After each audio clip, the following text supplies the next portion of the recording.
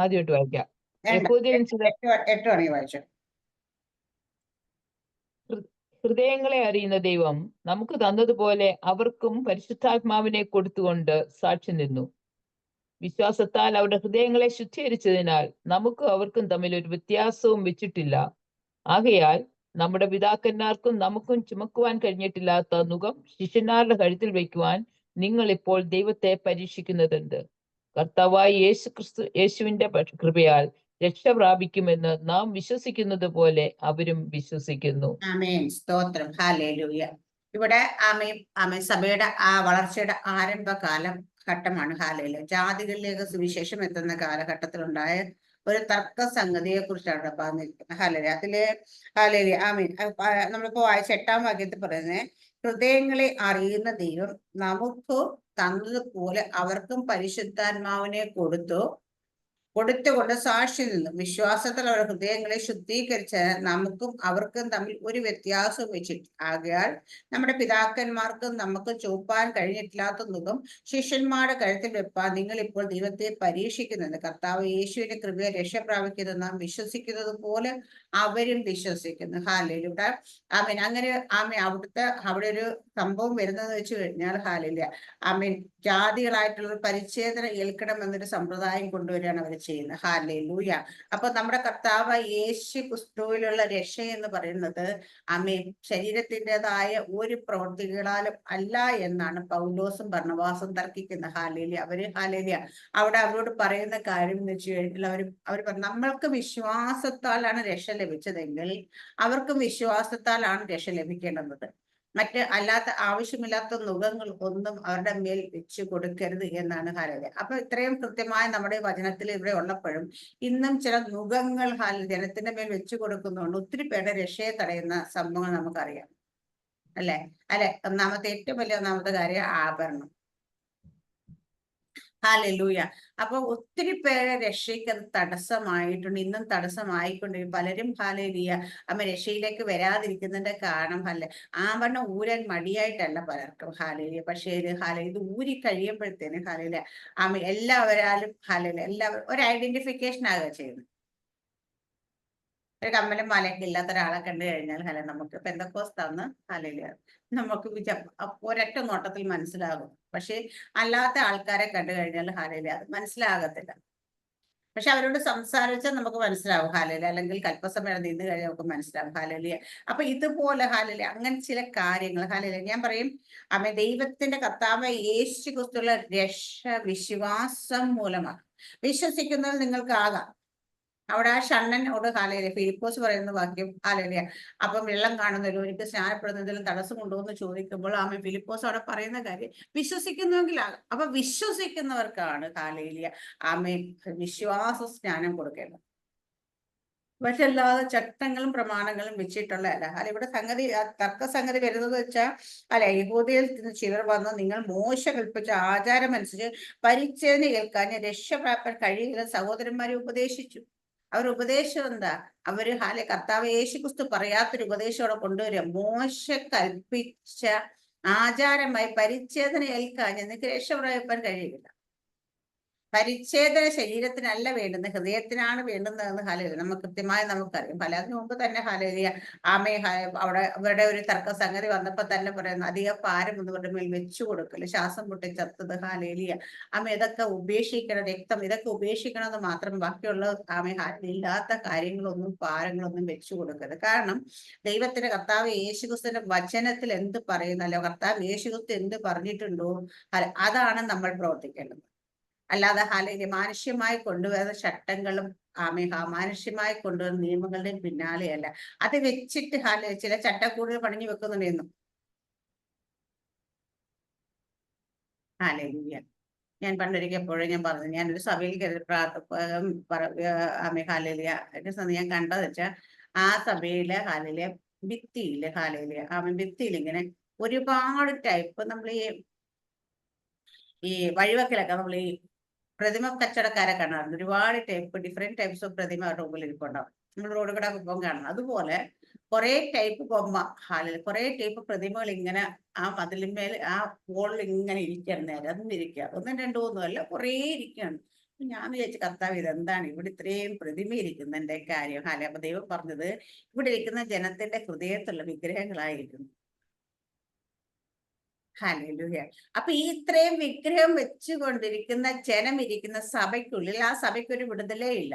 എത്ര നാൾ കഴിഞ്ഞാൽ, എനിക്കൊന്ന് 10-20 വർഷം എങ്ങാണ്ടായി തുടങ്ങിയിട്ട്, ഇപ്പോഴും 10-15 വിശ്വാസികൾ ഹാലയില കുടുംബങ്ങള് അതിനകത്തുള്ള ആകപ്പാട്. അല്ല, എത്ര വന്നാലും കുറെ കഴിയുമ്പോൾ അവരൊക്കെ പോവും. അല്ല, പിന്നെ ഇരിക്കുന്ന ഇരിപ്പ് ഇത്ര ആൾക്കാരെ ഇരിക്കത്തുള്ളത്.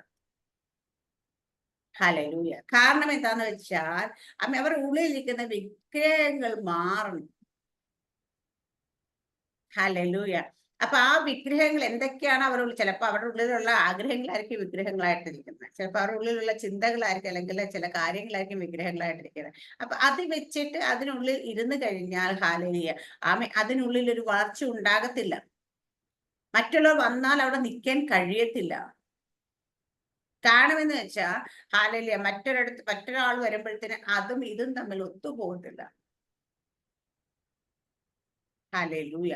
അപ്പം ഇതൊക്കെ നമ്മൾ മനസ്സിലാക്കേണ്ട കാര്യം. അപ്പൊ അതുകൊണ്ട് ഇവിടെ പറയുന്ന കണക്ക് ഹാലേലൂയ, ഇവര് പറയുന്ന കാര്യം മോശയുടെ നിയമം അനുസരിച്ച് ഹാലേലൂയ, ആമേൻ, മോശ കൽപ്പിച്ച ആചാരം അനുസരിച്ച്. അപ്പൊ ആചാരങ്ങളുടെ കൂട്ടമല്ല ഹാലേലൂയ പെന്തക്കോസ്ത് എന്ന് പറയുന്നത്, അനുഭവങ്ങളുടെ കൂട്ടമായിരിക്കണം. ആമേൻ, സ്തോത്ര ഹാല. അപ്പൊ നമ്മൾ ചില ആചാരങ്ങൾ മുറുകെ, നമ്മൾ ഇന്നതുപോലെ, ഇപ്പം നമ്മൾ ഹിന്ദുക്കളുടെ ആണെങ്കിലും മറ്റുള്ള വേണ്ട എന്തിനാണ് ക്രിസ്ത്യൻസ്, എനിക്ക് കത്തോലിക്കരെ അറിയത്തുള്ളൂ. കത്തോലിക്കര് പള്ളിയിൽ ചെന്ന് കഴിഞ്ഞാൽ കുറച്ച് ആചാരങ്ങൾ അവർ ചെയ്യുന്നത്, ദൈവം പറഞ്ഞ കാര്യങ്ങളൊന്നുമല്ല അവർ ചെയ്യുന്നത്. അവിടെ കാണിക്കുന്ന കാര്യങ്ങൾ എല്ലാം ആചാരങ്ങളാണ്. ആചാരങ്ങൾ കൂടി കൂടി വരും തോറും ആചാരങ്ങളുടെ പിന്നാലെ പോകുന്നതുകൊണ്ട് അവിടെ ഒരു മനുഷ്യനെന്ന് ചോദിച്ചു കഴിഞ്ഞാൽ ഒരു വചനം അവർക്ക് അറിയത്തില്ല. അവരെല്ലാത്തിനും പേരിട്ട്, ഞാൻ പറയാം, അന്നൊരു ദിവസം ഇവിടെ ചോദിച്ചത് അൾത്താര ബാലനാണ് ഇതെന്ന് അറിയാം. എന്താണ് ഈ അൾത്താര അല്ലെങ്കിൽ ഓൾട്ടർ എന്ന് പറയുന്നതിന്റെ മീനിങ് എന്നറിയും, എന്താണ് അതിന്റെ അർത്ഥം എന്ന് ചോദിച്ചാൽ അതുപോലും അറിയില്ല. ഹാലേലൂയ. കാരണം എന്താ വെച്ചാൽ അവരെ പഠിപ്പിക്കുന്നത് ഹാലേലൂയ, ഞാൻ പറഞ്ഞിട്ട് എനിക്ക് ബൈബിൾ എത്ര പുസ്തകം ഉണ്ടെന്നുള്ള അറിയത്തില്ല, അറിയത്തില്ലായിരുന്നു. കാരണം വെച്ചാൽ ഇതൊന്നും നമ്മുടെ ഒന്നും വീട്ടിൽ തുറക്കത്ത് പോലും ഇല്ല. മേശപ്പുറത്തൊരു അലങ്കാര വസ്തുവാക്കി അവിടെ വെച്ചിട്ടുണ്ടാവും. അതിന്റെ മേലെ ഹാലേലൂയ, അതിനുള്ളിലാണ് നമ്മൾ സീക്രട്ടായുള്ള കാര്യങ്ങളെല്ലാം കൊണ്ടുവെക്കുന്നത്. കാരണം അത് ആരും കൈകൊണ്ട് തൊടാത്തോണ്ട് അത് പോകത്തില്ല. എന്തെങ്കിലും സൂക്ഷിച്ചു വെക്കേണ്ട പേപ്പറുകളോ എന്തെങ്കിലും പത്ര ഹാലേലൂയ, ആമേൻ ഹാലേലൂയ, മോസ്റ്റ് ഇമ്പോർട്ടന്റ് ഡോക്യുമെന്റ്സ് ഉണ്ടെങ്കിൽ പെട്ടെന്നുകൊണ്ട് ബൈബിളിനകത്തിട്ട് കയറ്റും. കാരണം എന്താണെന്ന് വെച്ചാൽ അതവിടെ സേഫാണ്. ദൈവം സൂക്ഷിക്കുന്നല്ല, ആരും കൈകൊണ്ടെടുക്കാത്തതാണ് അതിനകത്ത് ഇരുന്നോളും.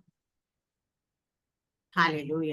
കാരണം അത് വായിക്കാത്തത് കൊണ്ടും പഠിക്കാത്തത് കൊണ്ടും എന്താണ് ദൈവം നമ്മളോട് പറഞ്ഞതെന്ന് അവർക്ക് അറിയത്തില്ല. പള്ളിക്കാരൻ അതിന്റെ എന്താ പറയാ, അവിടുന്ന് കൊടുക്കുന്ന കുറെ ചട്ടങ്ങളും പ്രമാണങ്ങളും അവരുണ്ടാക്കി കുറച്ച് ആചാരങ്ങൾ അനുഷ്ഠിച്ചു പോകുന്നതേ ഉള്ളൂ. അപ്പൊ ആചാരങ്ങളുടെ പിന്നാലെയാണ് ബാക്കിയുള്ളവരെല്ലാം പോകുന്നെങ്കിൽ വീണ്ടും യേശു കർത്താവിൽ വിശ്വസിക്കുന്ന ആൾക്കാരും ആചാരങ്ങളുടെ പുറകെ പോകാനല്ല. അതായിരുന്നെങ്കിൽ അതിനെ പുറകെ ഫോളോ ചെയ്തത് കർത്താവ് യേശു ക്രിസ്തു വരണ്ടായിരുന്നു, നമുക്ക് വേണ്ടി മരിക്കണ്ടായിരുന്നു, ഹാലേലൂയ, പീഡകൾ സഹിക്കണ്ടായിരുന്നു, ഹാലേലൂയ, ആമേൻ. ഇവിടെ അവരോട് പറയുന്ന മോശ കൽപ്പിച്ച ആചാരം അനുസരിച്ച് പരിച്ഛേദന ഏൽക്കാഞ്ഞ് രക്ഷപ്രാപിക്കാൻ കഴിയുന്ന സഹോദരന്മാരെ ഉപദേശിച്ചു. അപ്പൊ ഒരു കള്ള ഉപദേശം അവിടെ വന്നു. ഹല്ലേലൂയ. അടുത്ത പറയുന്ന പൗലോസും ബർണ്ണബാസും അവരോട് അല്പമല്ലാത്ത വാദവും തർക്കവും ഉണ്ടായിട്ട് പൗലോസും ബർണ്ണബാസും അവർ മറ്റു ചിലരും ഈ തർക്ക സംഗതിയെപ്പറ്റി യെരൂശലേമിൽ അപ്പോസ്തലന്മാരുടെ മൂപ്പന്മാരുടെ അടുക്കൽ പോകണമെന്ന് നിശ്ചയിച്ചു. നമുക്കറിയാം യേശു കർത്താവിന്റെ ശിഷ്യന്മാരുടെ കൂട്ടത്തിലാണ് മരണശേഷമുള്ള ഹാലേലൂയ വന്നിരിക്കുന്ന അപ്പോസ്തലന്മാരാണ് ഏറ്റവും കൂടുതൽ ഹാലേലൂയ പരീശന്മാരുടെ അല്ലെങ്കിൽ ഹാലേലൂയ യഹൂദന്മാരുടെ ആചാരം അറിയാവുന്ന വ്യക്തിയാണ് പൗലോസ്. നിയമം പഠിച്ച വ്യക്തിയാണ് പൗലോസ്. ഹാലേലൂയ. അവരുടെ ന്യായപ്രമാണം മുഴുവൻ നന്നായി പഠിച്ചത്. ഹാലേലൂയ. പൗലോസ് ഒത്തിരി ഗുണങ്ങൾ പൗലോസ് തന്നെ പറയും. 8-ാം ദിവസം പരിച്ഛേദന, ബെന്യാമിൻ ഗോത്രക്കാരൻ, പരീശന്മാരിൽ പരീശൻ, ഗമാലിയക്കിന്റെ പാദപീഠത്തിൽ ഇരുന്ന് ന്യായപ്രമാണം മുഴുവൻ പഠിച്ച വ്യക്തി. അപ്പൊ അങ്ങനെ പുകഴുവാനാണെങ്കിൽ റോമ പൗരത്തുള്ള അങ്ങനെ പൗലോസിൽ ഒത്തിരി ക്വാളിഫിക്കേഷൻസ് ഉണ്ട് അവിടെ പറയാനായിട്ട്. ആ പൗലോസ് ആണ് ഇവിടെ അതിനെതിരെ തർക്കിക്കുന്നത്.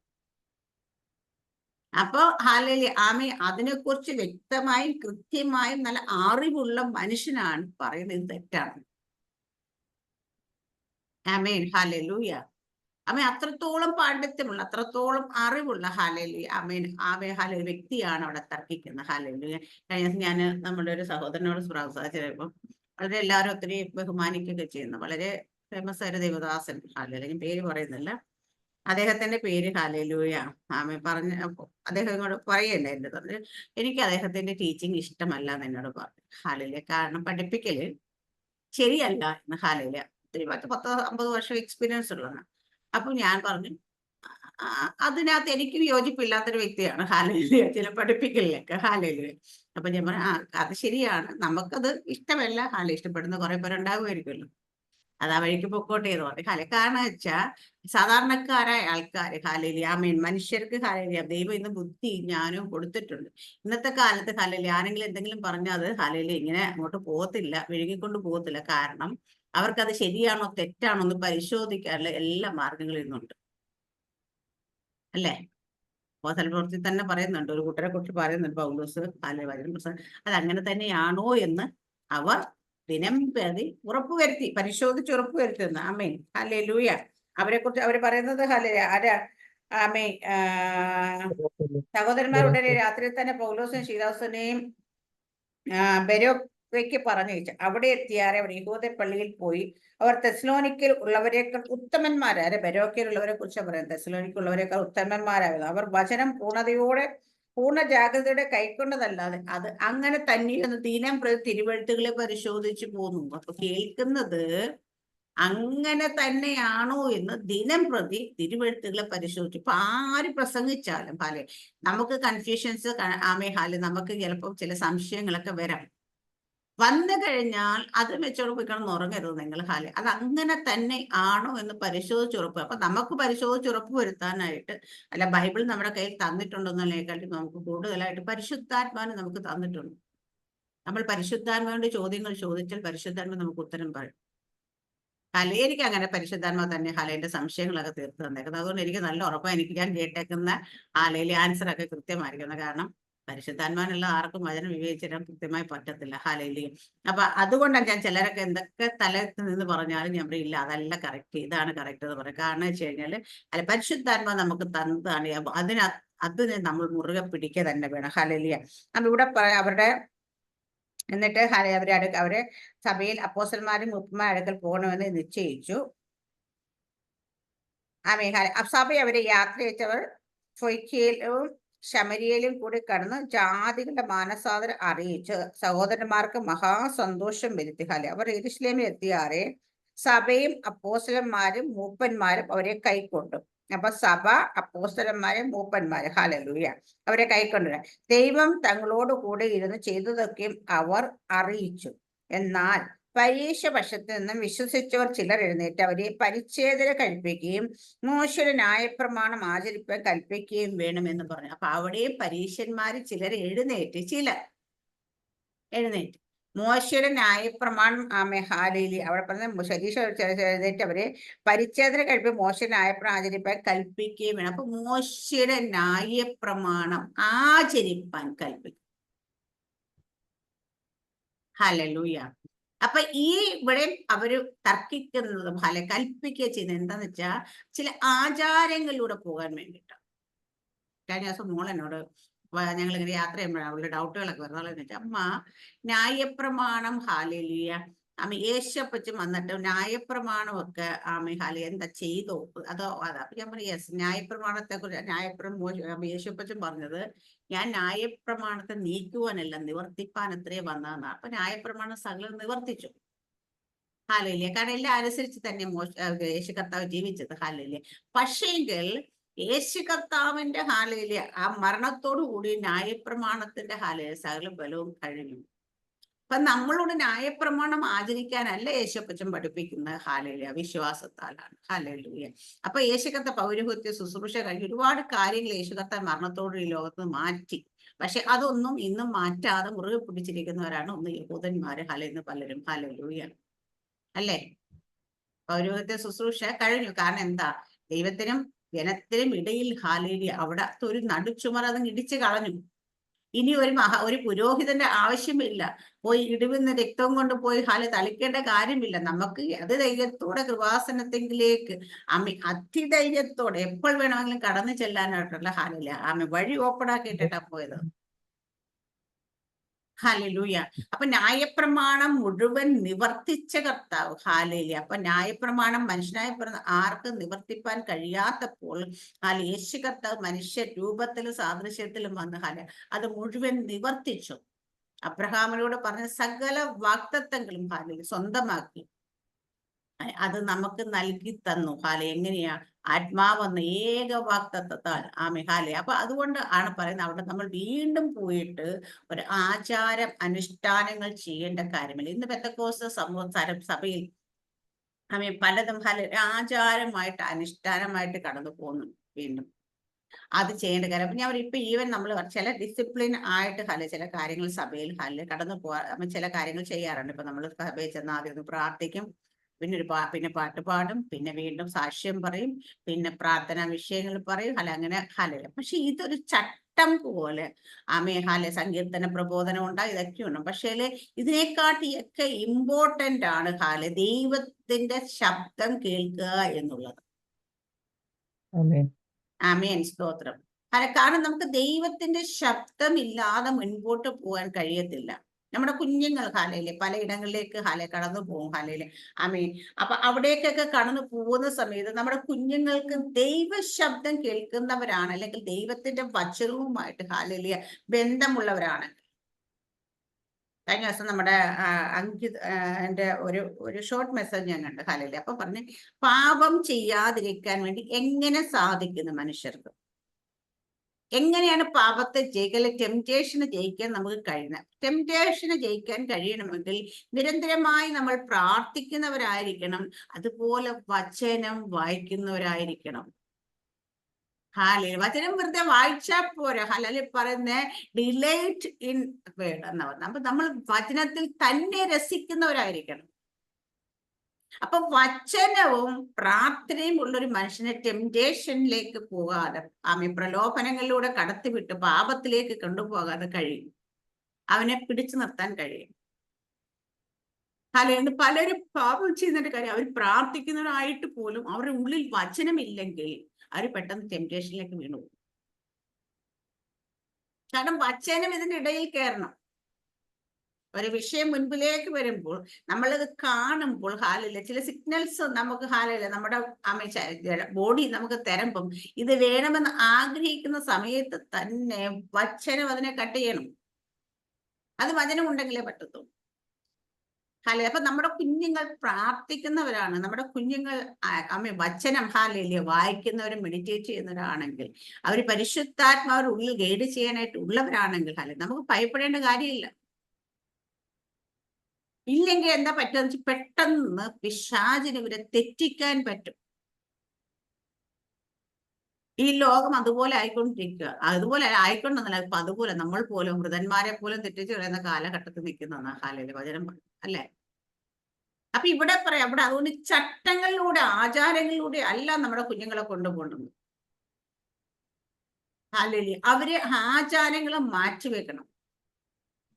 ഇവിടെ വിശ്വസിക്കുന്നവർക്ക് രക്ഷിക്കപ്പെടുവാനായിട്ട് ആചാരങ്ങളല്ല ആവശ്യമെന്ന് പറയുന്നത് പോലെ തന്നെ നമ്മളൊക്കെ വിശ്വാസം മൂലം രക്ഷിക്കപ്പെട്ടെങ്കിൽ വിശ്വാസം തന്നെയാണ് അതിന് ആധാരമെന്ന് പൗലോസും ബർണ്ണബാസും പറയുന്ന പോലെ തന്നെയാണ് ഇന്ന് നമ്മൾ ജീവിക്കുന്ന കാലഘട്ടത്തിൽ പാപത്തെ ജയിക്കുവാനായിട്ട് പ്രലോഭനങ്ങൾ ജയിക്കാൻ, ടെംപ്റ്റേഷനെ ഓവർകം ചെയ്യുവാനായിട്ട് നമ്മൾ ചെയ്യേണ്ട ചില ആചാരങ്ങൾ അല്ല നമ്മുടെ കുഞ്ഞുങ്ങൾക്ക് വേണ്ട, അല്ലെ നമുക്ക് വേണ്ടുന്നത്. ഇന്ന് പലരും പിന്മാറ്റത്തിന്റെ അനുഭവത്തിലേക്ക് പോകുന്ന എന്തുകൊണ്ടാണ്? അവരെ ചില കാര്യങ്ങൾ, മിക്കവാറും ഉള്ള സഭയിൽക്കുള്ളിൽ നടക്കുന്ന ചില വഴക്കുകൾ, അല്ലെങ്കിൽ ചില കാര്യങ്ങൾ, ചില ദേവദാസന്മാരുടെ പ്രവർത്തികൾ, അങ്ങനെ പല സംഭവങ്ങളായിരിക്കും അവരെ വേദനിപ്പിക്കുന്നത് കൊണ്ട് അവരുടെ ഉള്ളിൽ കയ്പ് വരുന്നു, അവരുടെ ഉള്ളിൽ പിന്മാറ്റത്തിന്റെ അനുഭവത്തിലേക്ക് വരുന്നുണ്ട് കുഞ്ഞുങ്ങൾ. എന്തുകൊണ്ടാന്ന് വെച്ചാൽ അവർക്ക് ഉള്ളിൽ വചനമുണ്ടെങ്കിൽ, അവരിൽ പരിശുദ്ധാത്മാവ് ഉണ്ടെങ്കിൽ എന്തൊക്കെ കാര്യങ്ങൾ സംഭവിക്കുമ്പോഴും അവരെ കൃത്യമായ അവരെ ഗൈഡ് ചെയ്യും. അതുകൊണ്ടാണ് ഞാൻ പറയാം, മാതാപിതാക്കന്മാരായിട്ട് എല്ലാവരും ഹല്ലേലൂയ, കുഞ്ഞുങ്ങളൊക്കെ കൊച്ചുമക്കളും ഒക്കെ ഉള്ളവരെല്ലാം കുഞ്ഞുങ്ങൾക്ക് ട്യൂഷൻ സമയമൊക്കെ ക്രമീകരിക്കുന്നതോടൊപ്പം തന്നെ വചനം വായിക്കാൻ കിട്ടുന്ന സമയം ഒരു അധ്യായമെങ്കിലും ഒരു ദിവസം കുഞ്ഞുങ്ങളെ കൊണ്ട് വായിപ്പിക്കണം. അവർക്ക് വചനം പറഞ്ഞു കൊടുക്കാൻ സമയം കണ്ടെത്തണം. പരിശുദ്ധാത്മാവിനെ കുറിച്ച് പറഞ്ഞു, ചെറിയ പ്രായത്തിൽ തന്നെ പരിശുദ്ധാത്മാവിനെ പ്രാപിക്കാനുള്ള വാഞ്ച അവർ ഉള്ളിൽ കൊടുക്കണം. ദൈവമായിട്ടൊരു ബന്ധം കൊടുക്കണം. അവര് പ്രാർത്ഥിക്കുന്നവരാണ് ദൈവത്തിന്. എന്തെങ്കിലും വിഷയങ്ങൾ വന്നാൽ കുഞ്ഞുങ്ങൾ ദൈവസന്നിധിയിൽ മുട്ടുമടക്കാൻ നമ്മൾ പഠിപ്പിക്കണം. പ്രാർത്ഥനയ്ക്ക് മറുപടി ഉണ്ടാകുമെന്ന് അവർക്ക് ബോധ്യപ്പെടുത്തി ചെറിയ ചെറിയ കാലങ്ങളിലോട്ട് തന്നെ വിശ്വാസം അവരുടെ ഉള്ളിലേക്ക് വരണം. കഴിഞ്ഞ ഇടയ്ക്കൊക്കെ ഞാൻ പറഞ്ഞു, കുണ്ട്രയിൽ ഒരു കൊച്ചിന്റെ കാര്യം ഇവിടെ ഒരു ദേവദാസൻ സാക്ഷ്യം പറഞ്ഞത്. ഹല്ലേലൂയ, എനിക്കൊന്ന് വെണ്ണിക്കുളം ചർച്ചിൽ ഉപവാസ പ്രാർത്ഥനയ്ക്കുള്ളിലാന്ന് പറഞ്ഞ സ്തോത്രം പറഞ്ഞാൻ പഠിച്ചൊരു കുഞ്ഞു കിണറ്റിനുള്ളിൽ വീണപ്പോൾ അവൻ സ്തോത്രം പറഞ്ഞതിനുള്ളിൽ നിന്നുകൊണ്ട് ആ സ്തോത്രം പറഞ്ഞപ്പോൾ എന്താ പറ്റിയെന്ന് എത്രയോ തൊടി 6 തൊടിയോ 4 തൊടിയോ അങ്ങനെ വെള്ളം ഉണ്ടായിരുന്നു. വെള്ളം ദൈവം ഭൂമിക്കടിയിലേക്ക് മാറ്റി ആ കുഞ്ഞു രക്ഷപ്പെടാനിട്ടേ.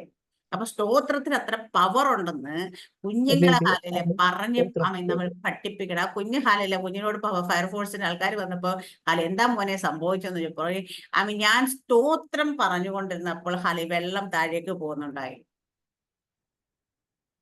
അപ്പം സ്തോത്രത്തിന് അത്ര പവർ ഉണ്ടെന്ന് അവന്റെ അമ്മ അവനെ പഠിപ്പിച്ചു കൊടുത്തിട്ടുണ്ടായിരുന്നു. അല്ലെങ്കിൽ അവന്റെ അമ്മയുടെ വിശ്വാസവും പ്രാർത്ഥനയും അവൻ കണ്ടു പഠിച്ചിട്ടുണ്ടായിരുന്നു. അവർ 6ാം ക്ലാസ്സിലും കണ്ടു പഠിച്ച ഒരു കുഞ്ഞിന്റെ കാര്യം പറയും. ഹല്ലേലൂയ. അപ്പൊ അത്രത്തോളം ശക്തി ഒരു വാക്കിന്, നമ്മൾ വിശ്വാസത്തോടെ പറഞ്ഞൊരു വാക്കിനുണ്ട്. അപ്പൊ അവിടെ ആചാരങ്ങളുടെ ഹല്ലേലൂയ അനിഷ്ട ദൈവം നോക്കുന്നത് നമ്മൾ വെള്ള വസ്ത്രം ഇട്ടവരാണോ, ഹല്ലേലൂയ, നമ്മൾ ആഭരണം ഉപേക്ഷിച്ചവരാണോ, നമ്മൾ അല്ലെങ്കിൽ ചില ചട്ടങ്ങളും പ്രമാണങ്ങളും ആചരിക്കുന്നവരാണോ എന്നുള്ളതല്ല. ഹല്ലേലൂയ. നമ്മുടെ വിശ്വാസമാണ് അവിടെ പ്രധാനം. നമ്മളെ വിളിക്കുന്ന തന്നെ വിശ്വാസികളാണ്. ഹല്ലേലൂയ. ഇന്ന് പലരും എന്നോട് ചോദിക്കാറുണ്ട്, ഹല്ലേലൂയ, പെന്തക്കോസ്തായിട്ട് ഇതൊക്കെ ഊരാത്തത് എന്താന്ന് ചോദിക്കാറുണ്ട്. ഞാൻ പറയും, ഇത് ഊരാൻ ദൈവം പറഞ്ഞിട്ടില്ലെന്ന് ഞാനപ്പോ പറയും. ദൈവം പറയുകയാണെങ്കിൽ നമുക്ക് ഊരുന്നതിന് ഒരു മടിയില്ല. പക്ഷേ ഇന്ന് പലരുടെ ഉള്ളിൽ അങ്ങനെ ഒരു കൺസെപ്റ്റാ കിടക്കുന്നത്. അത് മാറണം. കർത്താവ് പറഞ്ഞ കണക്ക് നീ ഇത് ഊരരുതെന്ന് എന്നോട് പറഞ്ഞേക്കും. നിന്നെ ഇതിനിടയിൽ ഞാൻ ഇങ്ങനെയുള്ളവരുടെ ഇടയിലേക്ക് നിർത്താൻ പോവാന്ന് പറയാം. അപ്പൊ അതുകൊണ്ട് നമുക്ക് ഊരാൻ മടിയുണ്ടായിട്ടല്ല. പക്ഷേ ദൈവം ആഗ്രഹിക്കുന്ന കാര്യമുണ്ട്. നമ്മളുടെ അൾട്ടിമേറ്റ് എയിം എന്താന്ന് വെച്ച് കഴിഞ്ഞാൽ ആരെങ്കിലും കണ്ട് ഇത് ഊരിക്കുക എന്നുള്ളതല്ല, അനേകരെ രക്ഷയിലേക്ക് നടത്തുക എന്നുള്ളതാണ്. അപ്പൊ രക്ഷയിലേക്ക് വരുവാനായിട്ട് ഒരു ആചാരങ്ങളും അല്ല വേണ്ടുന്നതെന്ന് ഈ വലിയൊരു വചനത്തിൽ തന്നെ കൃത്യമായിട്ട് പറയുന്നുണ്ടല്ലേ. മോശന ആചാരം അനുഷ്ഠിക്കുന്നവരായിട്ടല്ല, നമുക്ക് എങ്ങനെയാ ലഭിച്ചു. ഇവിടെ പറയുന്നതാണ് ഹല്ലേലൂയ, ഹൃദയങ്ങളെ അറിയുന്നത്. അപ്പൊ സഹോദരന്മാരെ, കുറെ നാൾ മുമ്പേ ദൈവം ഞാൻ മുഖാന്തരം ജാതികൾ സുവിശേഷ വചനം കേട്ട് വിശ്വസിക്കണമെന്ന് നിശ്ചയിച്ച് നിങ്ങൾ അറിയുന്നുവല്ലോ. ഹല്ലേലൂയ. അതിനെ പറഞ്ഞ് പത്രോസാണ് പറയുന്നത്. പത്രോസിലൂടെ ആദ്യമേ ജാതികളിലേക്ക് സുവിശേഷം നമുക്കറിയാം. ഹല്ലേലൂയ 10ാം അധ്യായം കൃത്യമായിട്ട് പറയുന്നുണ്ട്. ഹല്ലേലൂയ. അവിടെ അത് കഴിയുമ്പോൾ പത്രോസ് എഴുന്നേറ്റ് തന്നെ പറയാം, സഹോദരന്മാരെ, കുറെ നാൾ മുമ്പ് ദൈവം നിങ്ങളിൽ വെച്ച് ഞാൻ മുഖാന്തരം ജാതികൾ സുവിശേഷ വചനം കേട്ട് വിശ്വസിക്കുന്ന നിശ്ചയിച്ച് നിങ്ങൾ അറിയുന്നുവല്ലോ. ഹൃദയങ്ങളെ അറിയുന്ന ദൈവം നമുക്ക് തന്നതുപോലെ അവർക്കും പരിശുദ്ധാത്മാവിനെ കൊടുത്തു. അപ്പൊ ഹൃദയങ്ങളെ അറിയുന്ന ദൈവം, സത്യം പറയാൻ നമ്മളൊക്കെ ആഗ്രഹിച്ചിട്ടോ നമ്മളൊക്കെ ഹല്ലേലൂയ അങ്ങനെ പോണോന്ന്, വിശ്വസിക്കണോന്ന്, രക്ഷിക്കപ്പെടണോന്നും ഒന്നും ആഗ്രഹിച്ചിട്ട് നമ്മളിലേക്ക് വന്നതല്ലേ രക്ഷ. ദൈവം മുന്നമേ കണ്ടതുകൊണ്ടും ദൈവത്തിന്റെ വലിയ കൃപ നമ്മുടെ മേൽ വന്നതുകൊണ്ടും ഹല്ലേലൂയ, കൃപയാൽ വന്നതെന്ന് ഞാൻ പറയത്തുള്ളൂ. എന്റെ കാര്യത്തിലൊക്കെ ആരും മനുഷ്യൻ സുവിശേഷം പറഞ്ഞിട്ട് അത് കേട്ട് വിശ്വസിച്ച ആളുപോലല്ല ഞാൻ. ഹല്ലേലൂയ. ആരും സുവിശേഷം പറയാത്തതല്ല, ദൈവം തന്നെ ഹല്ലേലൂയ കൃപ തോന്നി നമ്മളെ കൂട്ടുവരുത്തിയതാണ്. ഹല്ലേലൂയ.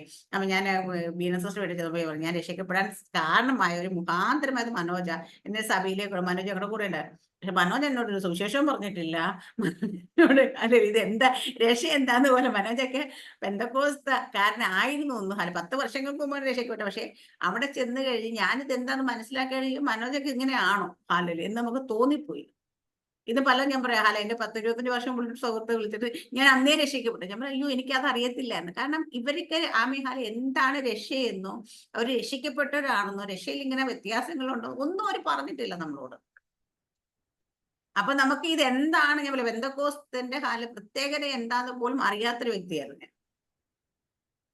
ഹല്ലേലൂയ. പക്ഷെ നമ്മൾ അങ്ങനെ ആകരുത്. നമ്മൾ ഹല്ലേലൂയ ഒരു മനുഷ്യനെ കണ്ടാൽ, ഹല്ലേലൂയ ഒരു അവസരം കിട്ടിയാൽ, ഹല്ലേലൂയ രക്ഷ എന്താണ്, ഹല്ലേലൂയ ആമേൻ കർത്താവ് എന്താണെന്ന്, ഹല്ലേലൂയ ആമേൻ പെന്തക്കോസ്ത് എന്താന്ന് പറഞ്ഞ മോഹൻസിത്തായിട്ട് ഞാനന്ന് ചോദിച്ചാണ് പരിചയപ്പെട്ട് 2 ദിവസമായപ്പോൾ ഞാൻ ചാടി കയറി ചോദിച്ചു, നിങ്ങൾ ഹല്ലേലൂയ നിങ്ങളുടെ സാക്ഷിയൊക്കെ ഞാൻ കേട്ടിട്ടുണ്ട് ഹല്ലേലൂയ, പക്ഷെ നിങ്ങൾ സ്നാനപ്പെട്ടതാണോ? അന്ന് എനിക്ക് സ്നാനം എന്നറിയാം, രക്ഷ എന്നൊന്നും പറയാൻ അറിയത്തില്ല ഹല്ലേലൂയ. അപ്പൊ അദ്ദേഹം പറഞ്ഞു, യേശുവപ്പായെ സ്നേഹിക്കാൻ വേണ്ടി ജാതി മാറേണ്ട ആവശ്യമില്ല. അപ്പൊ പലരുടെയും ഉള്ളിൽ കിടക്കുന്ന ചിന്ത, ആമേൻ ഹല്ലേലൂയ, നമ്മൾ രക്ഷയിലേക്ക് വരിക എന്ന് വെച്ച ജാതി മാറിയെന്ന്. അന്ന് എനിക്ക് അറിയാവുന്ന വചനം വെച്ച് പറയേ, സ്നാനപ്പെട്ടത് ജാതി മാറുകയല്ല, ഹല്ലേലൂയ ആമേൻ ആമേൻ, നമ്മുടെ മനസ്സ് മാറുകയാണ്. അന്ന് ഞാൻ പറഞ്ഞ വാക്ക് എനിക്ക് ഇപ്പോഴും ഓർമ്മയുണ്ട്, ഹല്ലേലൂയ നമ്മുടെ മനസ്സ്, ഹല്ലേലൂയ ആമേൻ ആമേൻ ദൈവത്തിന്റെ കയ്യിലേക്ക് കൊടുക്കുന്നതാണ്, ഹല്ലേലൂയ ആമേൻ ഈ സ്നാനപ്പെടുക എന്ന് വെച്ച് കഴിഞ്ഞാൽ എന്നൊക്കെ പറഞ്ഞ് എന്തൊക്കെയോ പറഞ്ഞ് എനിക്ക് ഓർമ്മയുണ്ട്, ഹല്ലേലൂയ. അപ്പം ഹല്ലേലൂയ രക്ഷ എന്താണ്, സ്നാനം എന്താണെന്ന് ആമേൻ എന്നാൽ പലർക്കും ഇന്നും അറിയില്ല. പലരുടെ വിചാരം നിൽക്കുന്ന ഹിന്ദു ആകട്ടെ, മുസ്ലിം ആകട്ടെ, മറ്റേ ക്രിസ്ത്യാനി അങ്ങനെ ആകട്ടെ, ഇതെല്ലാം കളഞ്ഞിട്ട് ഇതൊരു പുതിയ ഒരു ഇതൊരു പുതിയ ജാതികളുടെ കൂട്ടം എന്നാണ് വിചാരിച്ചത്. അതുകൊണ്ട് പല ആൾക്കാരും ഹല്ലേലൂയ പേര് മാറ്റുന്നതിനെ കുറിച്ച് പറയുന്നു, ഹല്ലേലൂയ. പക്ഷേ ആമേൻ ഹല്ലേലൂയ ദേശീയക്കത്താരുടെ പേര് മാറ്റം പറഞ്ഞിട്ടില്ല. പുതിയ പേര് നമുക്ക് തരും, അത് ഇവിടെയല്ല തരുന്നത്, അങ്ങ് ചെല്ലുമ്പോ തരും, അല്ലേ? പക്ഷെ ഇന്ന് ഈ കന്യാസ്ത്രീകളാകുന്ന അച്ഛന്മാരാകുന്ന ആൾക്കാരൊക്കെ കണ്ടിട്ടുണ്ട്, അവരൊക്കെ പേര് മാറ്റാറുണ്ട്. പണ്ടൊരു പേരായിരുന്നു, ഇപ്പൊ ഒരു പുതിയൊരു പേര്. പക്ഷെ ഇവിടെ വെച്ചിട്ടല്ല പുതിയ പേര് നമുക്ക് ലഭിക്കേണ്ടത്, ഹല്ലേലൂയ. അപ്പം ആമേൻ നമ്മുടെ ചില ആൾക്കാരൊക്കെ പറയാണ്ട് ഈ പേര് ഇത് തന്നെ നിൽക്കുന്നതാണ് ഒരു സാക്ഷ്യം. ഹല്ലേലൂയ. ആൾക്കാർ ചോദിക്കുമ്പോ നാരായണൻ എങ്ങനെയാ ഹല്ലേലൂയ ആമേൻ ആമേൻ ഈ ബൈബിൾ ചോദിക്കുന്നത് ചോദിക്കും. കഴിഞ്ഞ നമ്മുടെ അനിൽ നാരായണൻ പാസ്റ്ററും വൈഫും കൂടെ കഴിഞ്ഞ ആഴ്ചയിൽ ഇവിടെ വന്ന സാറ്റർഡേ അവരുടെ വന്നപ്പോൾ പറഞ്ഞൊരു കാര്യം, നമ്മുടെ ഇവിടെ കടവൂര് എല്ലാവർക്കും അറിയാം, വലിയൊരു പള്ളിയുണ്ട്, കുതിരപ്പുറത്തിരിക്കുന്ന ആളുടെ ഒരു പള്ളി, ഹല്ലേലൂയ. അവിടെ അത് ഇന്നലെ കഴിഞ്ഞ ദിവസം ഞങ്ങളും മുഴുവൻ കൂടി കൊണ്ടുവന്നപ്പോഴത്തേന് അവിടെ നേരത്തെ ഒരു സംഭവം ഉണ്ടായെന്ന് വെച്ചാൽ, ഈ പാസ്റ്റർ പറഞ്ഞ കാര്യമല്ല, നേരത്തെ ഒരു സംഭവം ഉണ്ടായെന്ന് വെച്ചാൽ അവിടെ വലിയൊരു 5 സ്റ്റാർ റിസോർട്ട് വന്നു, 5 സ്റ്റാറോ 7 സ്റ്റാർ പ്രാവിസ് എന്ന് പറഞ്ഞിട്ട്. അത് ഹല്ലേലൂയ അതിന്റെ തൊട്ടടുത്ത അത് പണിഞ്ഞപ്പോ ഭയങ്കര പൊക്കത്തിൽ പണിഞ്ഞ് ഭയങ്കര സംഭവം വന്നപ്പോഴത്തേന് ഇവിടെ ഇരുന്ന ആൾക്ക് പ്രശ്നമായി, ഈഗോ അടിച്ചുപുറത്തിരുന്ന ആള് അത്രയും പൊക്കത്തിൽ പണിഞ്ഞു, ഈ പള്ളിക്ക് അത്രയും പൊക്കമില്ല എന്ന് പറഞ്ഞിട്ട്. അപ്പൊ അവര് പിന്നെ ഇത് പൊളിച്ചിട്ട് ഇത് അതിനെക്കാട്ടി പൊക്കത്തിൽ പള്ളി പണിഞ്ഞു കൊടുത്തു. അപ്പൊ ഇന്നലെ ഞങ്ങൾ അതേ കൂടെ വണ്ടി കൊണ്ട് കൊണ്ടുവന്നപ്പോ ഞാനും മോളും കൊണ്ട്, മോൾ എന്നോട് ചോദിച്ചു, അമ്മ അതെന്താ അമ്മ അങ്ങനെ വന്നത്, അല്ല അവർക്ക് അത് പൊക്കത്തിൽ പണിഞ്ഞപ്പോ ഇവിടെ ഇരിക്കുന്ന ആക്കാൻ തന്നെ വിഷയം ഉണ്ടായെന്ന് പറഞ്ഞത്. ഞാൻ പറഞ്ഞു, പിശാചിന്റെ സ്വഭാവം നിനക്ക് അറിയത്തില്ല, എപ്പോഴും മേളിൽ കയറി ഇരിക്കാൻ ആഗ്രഹിക്കും, അത് പിശാചായതുകൊണ്ട് മുകളിൽ കയറിയിരിക്കാൻ ആഗ്രഹിച്ചു, അത്രേ ഉള്ളൂ സംഭവം. അല്ലെ അമ്മ പാസ്റ്റർ പറഞ്ഞ കാര്യം വെച്ചാൽ അമ്മ അത് പിശാച് ആണ് എന്ന് ആ അവിടെ പോയിക്കൊണ്ടിരുന്ന ഒരു കുടുംബത്തിന് ദൈവം കൃത്യമായിട്ട് വെളിപ്പെടുത്തി കൊടുത്തു. ഇത് വെളിപ്പെടുത്തി കൊടുത്തു. ഇത് കണ്ട് അവിടെയുള്ള ഒരു 10-50 കുടുംബങ്ങൾ പുള്ളിയുടെ പുറകെ പോയി ചർച്ചിലേക്ക് വിശ്വാസത്തിലേക്ക് ചെന്ന സമയത്ത് ഉണ്ടായ കാര്യം, അവിടുത്തെ പള്ളിയിൽ അച്ഛൻ എന്താ ചെയ്തതെന്ന് വെച്ച് കഴിഞ്ഞാല് ഹല്ലേലൂയ ആ പാസ്റ്റ് വന്നപ്പോ അവിടെ പറഞ്ഞത് അവിടെയുള്ള യൂത്തിനെയും അവിടെയുള്ള കുറെ ആൾക്കാരെ ഏർപ്പെടുത്തുക, ഈ പാലം കഴിഞ്ഞ് ഇനി ഒരിക്കലും ഈ വണ്ടി ഇപ്പുറത്തോട്ട് വരരുത്, ഒരു പാലത്തിന്റെ തൊട്ടിപ്പുറത്ത് നിൽക്കുന്നത്. അങ്ങനെ ഹല്ലേലൂയ അവർ കൂടി ഹല്ലേലൂയ ആ വണ്ടിയെല്ലാം തല്ലി പൊളിച്ചു, ഹല്ലേലൂയ ഗോത്രീകരിക്കാൻ ഇടയായിരുന്നു. ഞാൻ ചോദിക്കുന്ന, അവരുടെ ദൈവമാണെങ്കിൽ എന്തിനാ മാനുഷ്യമായിട്ട് കയറി കൈകാര്യം ചെയ്യേണ്ട ആവശ്യം എന്താ? ആവശ്യമുണ്ടോ? പോയിട്ട് തല്ലി ഒരാളെ അടിച്ചോ, അയാളുടെ വണ്ടി തല്ലി അയാളെ അടിച്ച് കൈയും കാലും ഒടിച്ചേക്കെന്ന് പറയേണ്ട കാര്യമുണ്ടോ? മനുഷ്യരും ദൈവവും തമ്മിലുള്ള വിഷയം വന്നാൽ ദൈവത്തിന് അറിയില്ലേ അതിന് പകരം ചോദിക്കാനായിട്ട്? മനുഷ്യൻ ഗുണ്ടായിസം കാണിക്കേണ്ട ആവശ്യമുണ്ട്. അപ്പൊ അവർക്ക് അവരുടെ ദൈവത്തിൽ വിശ്വാസമില്ല, അതുകൊണ്ട് മാനുഷ്യമായി പ്രവർത്തിച്ചു.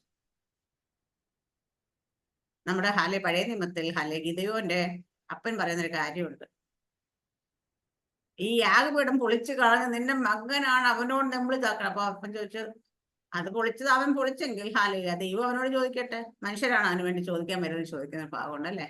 അതാണ് ബാല് ചോദിക്കട്ടെ, അല്ലെങ്കിൽ ആരാന്ന് വെച്ചാൽ അവര് ചോദിക്കട്ടെ. ഹല്ലേലൂയ മനുഷ്യരെന്തിനാ അതിന് പിന്നാലെ പോകുന്നു? അപ്പൊ അവർക്ക് അവരുടെ അതിൽ തന്നെ വിശ്വാസം ഇല്ലാത്തതുണ്ടെങ്കിൽ മാനുഷ്യമായിട്ട് പോകുന്നതായിട്ട്. അപ്പൊ നമ്മൾ മാനുഷ്യമായിട്ടോ ഹല്ലേലൂയ ആചാരപരമായിട്ടോ ഒന്നും പോകേണ്ട ആൾക്കാർ. നമ്മൾ വിശ്വസിക്കുന്ന ആരെയാണ് നമ്മൾ തിരിച്ചറിയണം. നമുക്ക് ഈ വിശ്വാസം ലഭിച്ച് എങ്ങനെയാണ് തിരിച്ചറിയണം അതുകൊണ്ട് നമ്മൾ ഞാൻ പറയാം, ഇതിനകത്ത് ഒത്തിരി പേരും ഇരിക്കുന്നതിൽ 90% ആൾക്കാരും കമ്മലും മാല ഉപേക്ഷിച്ചവരാണ്. ഞാൻ മാത്രം കണ്ടുള്ളത് ഉപേക്ഷിക്കാത്തതാണെന്ന് എനിക്കറിയാം. പക്ഷേ എങ്കിലും ഞാനത് പറയുമ്പോൾ അത് നിങ്ങൾ ചെയ്ത തെറ്റാണെന്ന് പറയാൻ വേണ്ടിയിട്ട്. പക്ഷെ ചെയ്ത് നിങ്ങൾക്ക് മനസ്സ് തോന്നുന്നത് ചെയ്തെങ്കിൽ മറ്റുള്ളവരെ പ്രേരിപ്പിക്കരുത് നിങ്ങളത്. അത് ചെയ്താലേ രക്ഷ വരുത്തുള്ളൂ. അതേപോലെ നമ്മുടെ കൂടെ പണ്ട് പ്രാർത്ഥിച്ചുകൊണ്ടിരുന്ന ഒരു സഹോദരൻ അദ്ദേഹത്തിന്റെ മകൾ ഒരു കമ്മൽ വാങ്ങിച്ചു കൊടുക്കാൻ പറഞ്ഞു കമ്മലും മാല ഇട്ട് സ്വർണ്ണം ഉപയോഗിച്ച് കഴിഞ്ഞാൽ പരിശുദ്ധാത്മാവിനെ ലഭിക്കത്തില്ലെന്ന്. ഈ കൊച്ചു ദിവസം എന്നോട് കൂടി ഇരുന്നപ്പോ ആൻറ്റി പപ്പ ഇങ്ങനെ പറഞ്ഞു തന്നു. ഞാൻ പറഞ്ഞു, അപ്പൊ എന്റെ പൊന്നു ബ്രദറെ, അപ്പൊ നമ്മളോട് പ്രാർത്ഥിക്കാതിരിക്കും, നമ്മള് ഹാലയില് ആലോചിക്കുന്ന സഹോദരൻ. അപ്പൊ ഞാൻ ബ്രദറെ, അപ്പൊ ഞങ്ങളൊക്കെ വ്യാപരിക്കുന്ന എന്ത് ആത്മാവെന്ന് ചോദിച്ചു. അപ്പൊ കുഞ്ഞുങ്ങളോട് ഹാലയിൽ അങ്ങനെ പറഞ്ഞു കൊടുത്ത് അവരുടെ ഹൃദയത്തിൽ ഒരു റോങ് ഇൻഫർമേഷൻ കൊടുക്കാനായിട്ട് ഇടയാകരുത്. അവർക്ക് ഉപേക്ഷിക്കണമെങ്കിൽ ഉപേക്ഷിച്ചോട്ടെ, ഉപേക്ഷിക്കുന്നവരാരും തടയേണ്ട കാര്യം. പക്ഷെ അവിടെ ആ കുഞ്ഞിന്റെ ഉള്ളിലേക്ക് കൊടുത്തതൊരു റോങ് ഇൻഫർമേഷനാണ്. എനിക്കിത് വാങ്ങിത്തന്നെ ഇഷ്ടമില്ല, അല്ലെങ്കിൽ എനിക്കിത് വാങ്ങിത്തരാൻ എൻ്റെ പൈസയില്ല.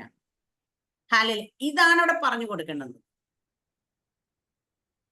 ഞാൻ എന്റെ മോളോട് പറഞ്ഞേക്കുന്ന കണക്ക് കല്യാണം കഴിക്കുന്ന കാര്യത്തില് ഇപ്പോഴേ പ്രാർത്ഥിച്ചോളാൻ പലരും പറഞ്ഞിട്ടുണ്ടെന്ന് അവളോട് പറഞ്ഞു. ഞാൻ പറഞ്ഞു പ്രാർത്ഥിക്കണം. എന്തിനാ അത് ഇപ്പോഴേ പ്രാർത്ഥിക്കുന്നതെന്ന്. ഞാൻ ഇപ്പോഴേ പ്രാർത്ഥിക്കുന്നത് നല്ല ഇതൊക്കെ കിട്ടും. അപ്പൊ യേശുപ്പച്ചൻ നേരത്തെ കരുതി വെച്ചിട്ടില്ലേ, അപ്പൊ അതല്ലേ വരുത്തുള്ളൂ, പിന്നെ അതിന് വേണ്ടി പ്രത്യേകം പ്രാർത്ഥിക്കേണ്ട ആവശ്യമുണ്ടോ എന്നൊക്കെ ചോദിച്ചു. പക്ഷെ ഞാൻ അവളോട് പറഞ്ഞേക്കുന്നത് ഡിമാൻഡ് വേറൊന്നും അറിയാൻ എല്ലാവർക്കും അറിയാം, നമ്മുടെ ഗ്രൂപ്പിലുള്ള എല്ലാവർക്കും അറിയാം. ഹല്ലേലൂയ. സമ്പത്തോ വിദ്യാഭ്യാസമോ മറ്റ് കുടുംബ പാരമ്പര്യം ഒന്നുമല്ല എന്റെ മുൻപിലുള്ള ഏറ്റവും മുമ്പിൽ നിൽക്കുന്ന അടിസ്ഥാനമായിട്ട് ഞാൻ പറയുന്ന ഡിമാൻഡ് രക്ഷിക്കപ്പെട്ട് സ്നാനപ്പെട്ട് പരിശുദ്ധാത്മ അഭിഷേകം പ്രാപിച്ച് വിശുദ്ധിയിലും വേർപാടിലും ജീവിക്കുന്ന ഒരു മനുഷ്യനാണ്. അതായിരിക്കണം ക്വാളിഫിക്കേഷൻ. ബാക്കിയൊക്കെ സെക്കൻഡറി ആണ്. ഹല്ലേലൂയ. അതിപ്പോഴേ ഹൃദയത്തിൽ അങ്ങ് ഉറപ്പിച്ചെഴുതി വെച്ചേക്കണം. നാളെ വേറെന്തെങ്കിലും പറഞ്ഞുകൊണ്ട് വരരുത്. ഹല്ലേലൂയ. ഇവിടെ നമ്മൾ കാണാം. അപ്പൊ നമ്മൾ ദൈവത്തിന് മുമ്പിൽ കൊടുക്കുന്ന വിശ്വാസം എന്താണ്? നമ്മുടെ വിശ്വാസം എന്താ വെച്ചാൽ രക്ഷിക്കപ്പെട്ട് സ്നാനപ്പെട്ട് വിശുദ്ധിയിലും വേർപാടിലും ജീവിക്കുന്ന പരിശുദ്ധാത്മ അഭിഷേകം പ്രാപിച്ച വ്യക്തിയാണെങ്കിൽ ബാക്കി എല്ലാത്തിനും അത് നന്മ നിറഞ്ഞത് തന്നെയായിരിക്കും, സ്വഭാവം നല്ലത് തന്നെയായിരിക്കും, അല്ലേ? തീർച്ചയായിട്ടും. വേറെന്തെങ്കിലും അവരെ കുറിച്ച് നമുക്ക് ഉള്ളിൽ ഭയപ്പെട. അപ്പൊ നമ്മുടെ വിശ്വാസം അതാണ്. കാരണം ദൈവത്തെ അറിയുന്നവൻ പാപം ചെയ്യത്തില്ല, അവൻ ടെംപ്റ്റേഷന് ജയിക്കാനുള്ള കഴിവുണ്ടാകും. അതുപോലെ ഇവിടെ പറയുന്ന ആചാരങ്ങൾ അനുഷ്ഠിക്കുന്നവരല്ല, വിശ്വസിക്കുന്നവർക്കാണ്. അപ്പൊ വിശ്വാസം നമ്മുടെ എല്ലാവരും. അപ്പൊ നമ്മളെല്ലാം രക്ഷിക്കപ്പെട്ട വിശ്വാസത്താലാണെങ്കിൽ, അതോ നമ്മൾ വിശ്വസിക്കും ഞാൻ രക്ഷിക്കപ്പെട്ട് ഇതൊക്കെ ഊരിമാറ്റം അല്ലെങ്കിൽ വേറെ എന്തെങ്കിലും കാര്യങ്ങൾ ചെയ്തിട്ട്, അല്ലെങ്കിൽ നമ്മൾ എന്തൊക്കെയോ നമ്മളെ അങ്ങ് പാപം ഏറ്റു പറഞ്ഞ, അല്ലെങ്കിൽ നമ്മൾ വിശുദ്ധരായതിനു ശേഷമാണ് നമുക്ക് രക്ഷ വന്നതെന്ന് വിശ്വസിക്കുന്നെങ്കിൽ നമ്മുടെ ഉള്ളിൽ അത് തന്നെ കിടക്കത്തുള്ളൂ. പക്ഷെ ഞാൻ വിശ്വസിക്കുന്ന ഒരു യോഗ്യതയും ഇല്ലാതിരുന്നപ്പോൾ ദൈവം കൃപയാൽ ദൈവത്തിന്റെ കൃപ എന്റെ മേൽ വന്നുകൊണ്ട് രക്ഷ പ്രാപിച്ചത് ഈ ലോകത്ത് ആർക്കും രക്ഷ പ്രാപിക്കാനായിട്ടുള്ള രക്ഷിക്കപ്പെടാനായിട്ട് വിശ്വാസിയാകാനായിട്ടുള്ള ക്വാളിഫിക്കേഷൻ ഉണ്ട്. അവന് മറ്റൊന്നും വേണ്ട, അവന്റെ ഹൃദയം ദൈവത്തിന്റെ സന്നിധിയിലേക്ക് കൊടുത്താൽ മതി. ഇവിടെ പറയുന്നത് പോലെ മോശയുടെ ആചാരങ്ങൾ അനുഷ്ഠിക്കാനല്ല നമ്മൾ പെടുക, അല്ലെങ്കിൽ മറ്റെന്തെങ്കിലും കൂട്ടർ ഉണ്ടാക്കി വെച്ച ആചാരങ്ങൾ അനുഷ്ഠിക്കാൻ വേണ്ടിയിട്ടല്ല, അതിന് ഫോഴ്സ് ചെയ്യാൻ വേണ്ടിയിട്ടല്ല. ഇത് കർത്താവിൽ വിശ്വസിക്കുന്നവർക്ക് രക്ഷ. അത് സൗജന്യമാണ്. യേശു കർത്താവിനെ പരസ്യമായി നിർത്തിയിരിക്കുന്നതാണ് ദൈവത്തിന് വചനം പറയുന്നത്. അവർക്ക് വേണ്ടി അങ്ങനെയുള്ളവരെ രക്ഷയിലേക്ക് നടത്താൻ വേണ്ടിയിട്ടാണ് നമ്മളെ ദൈവം ആക്കി വെച്ചിരിക്കുന്നത്. അത് നമ്മൾ മറ്റു കാര്യങ്ങൾ പറഞ്ഞിട്ടൊന്നും അത് തടയരുത്. നമ്മുടെ ഉള്ളിൽ നിൽക്കുന്ന എന്തെങ്കിലും വിഗ്രഹങ്ങളുണ്ടെങ്കിൽ, ഇങ്ങനെയുള്ള കാര്യങ്ങളുണ്ടെങ്കിൽ പത്രോസിനോട് ദൈവം കൊടുത്ത വെളിപ്പാടിൽ കാണിച്ചതുപോലെ ദുപ്പട്ട ഇറങ്ങി വരുന്ന അതിൽ എല്ലാ മൃഗങ്ങളും എല്ലാം ഉണ്ടായിരുന്നപ്പോ അർത്ഥ തിന്നാൻ മുതപ്പോ പത്രോസ് അയ്യോ ദൈവം ഇതൊന്നും അശുദ്ധമെന്നൊന്നും ഞാൻ കഴിക്കത്തില്ല എന്നാണ്. അപ്പൊ ദൈവം ശുദ്ധീകരിച്ചതിന് അശുദ്ധം എന്ന് പറയുന്നത് ആരെയും അങ്ങനെ നമ്മൾ മനോഭാവത്തോടെ നമ്മൾ കാണരുത്. അങ്ങനെ നമ്മൾ കൺസിഡർ ചെയ്യരുത്. നമ്മുടെ ഉള്ളിൽ ദൈവം ശുദ്ധീകരിച്ചതൊക്കെ നന്മയ്ക്ക് നല്ലതാണെന്ന് ഉള്ളത്. അതുപോലെ ദൈവം കണ്ടിട്ടുള്ളവർ, ദൈവം വിളിച്ചിട്ടുള്ളവർ, അവരുടെ ബാക്ക്ഗ്രൗണ്ട് എന്താണെന്ന് ചെകഞ്ഞു പോകാനല്ല. അവരെ ദൈവം വിളിച്ച് എത്ര കൊടും പാവമായിരുന്നെങ്കിൽ അവരുടെ ചുവത്തുണ്ടായിരുന്നത് ഹിമം പോലെ വെളുപ്പിക്കാന്ന് കർത്താവ് വെളുപ്പിച്ച. പക്ഷെ നമ്മുടെയൊക്കെ മനസ്സിൽ നിന്ന് വെളുത്ത കൊടുത്തിട്ടുണ്ടാകും, കാണുമ്പോൾ കണ്ണിൽ നമുക്ക് അതൊക്കെ ഇന്നും ഹൈലൈറ്റ് ചെയ്ത് നിൽക്കുന്നെങ്കിൽ അതിനെല്ലാം ഈ പ്രഭാതത്തിൽ കളയാം. ആരുടെയും ജീവിതത്തിൽ ആരുടെയും കാര്യത്തിൽ നമ്മൾ അങ്ങനെയുള്ള ഒരു മനോഭാവത്തോടും കൂടി ഇരിക്കരുത്. അനേകം നമ്മൾ മൂലം രക്ഷിക്കപ്പെടാനുള്ള, അനേകം നമ്മൾ മൂലം വിശ്വസിക്കാനുള്ള, വിശ്വാസത്തിലേക്ക് വരാനുള്ള, അപ്പൊ അതിനായി ദൈവം നമ്മളെ ആക്കി വെച്ചിരിക്കുന്ന എടുത്ത് നമുക്ക് ശക്തമായി പ്രയോജനപ്പെടാം ഈ ദിവസങ്ങൾ. അതിനായി ദൈവം എല്ലാവരും അനുഗ്രഹിക്കുമാറാകട്ടെ. ആമേൻ. സ്തോത്രം. God bless you.